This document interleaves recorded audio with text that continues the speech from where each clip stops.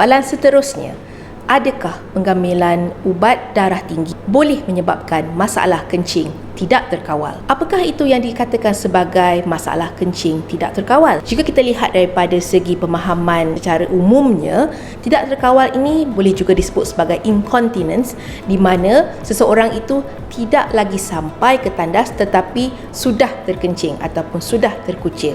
Itu adalah definisi yang pertama. Mungkin juga rasa tergesa-gesa untuk ke tandas juga diklasifikasikan sebagai masalah kencing tidak terkawal. Apakah kaitan masalah kencing tidak terkawal dengan ubat darah tinggi? Ingin saya nyatakan di sini, terdapat pelbagai jenis ubat darah tinggi di pasaran, dan masalah kencing tidak terkawal bukan saja dikaitkan sebagai komplikasi ubat darah tinggi, ia juga boleh disebabkan oleh ubatan-ubatan yang lain. Mari kita lihat kepada ubat darah tinggi terlebih dahulu. Terdapat beberapa kategori ubat darah tinggi seperti alpha blocker, ACE inhibitor, diuretics ataupun calcium channel blocker.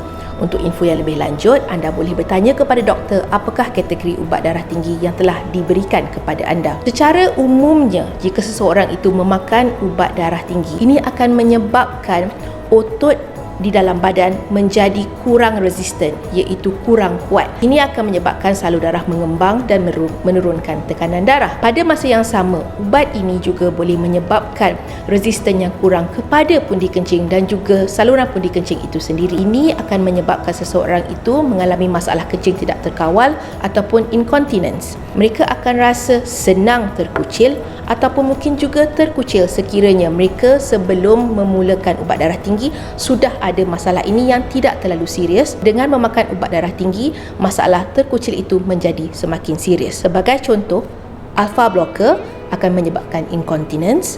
ACE inhibitor juga jatuh pada kategori yang sama. Kategori yang ketiga ialah diuretics. Bagi ubat diuretics, ia akan merangsang buah pinggang untuk menghasilkan lebih banyak kencing. Jadi, seseorang itu akan ingin kerap ke tandas, dan sekiranya beliau ada masalah incontinence, masalah itu akan menjadi lebih nyata. Saya juga memaklumkan di permulaan bicara saya tadi, terdapat juga ubat-ubat lain yang boleh menyebabkan masalah kencing tidak terkawal. Contohnya, ubat seperti antipsikotik, ubat antidepresan dan juga ubat Parkinson. Ini boleh menyebabkan masalah kencing juga. Apa yang saya ingin sarankan kepada para pendengar, sekiranya anda mengambil ubat-ubat yang telah saya nyatakan tadi, tidak semestinya anda ada masalah kencing tidak terkawal, tetapi sekiranya masalah itu berlaku dan serius sehingga menyebabkan sukar untuk anda menjalani kehidupan harian, silalah berbincang dengan doktor yang merawat anda. Jangan berhenti makan ubat dengan sendiri, kerana ini akan menyebabkan komplikasi-komplikasi lain yang mungkin akan lebih serius daripada masalah kencing tersebut.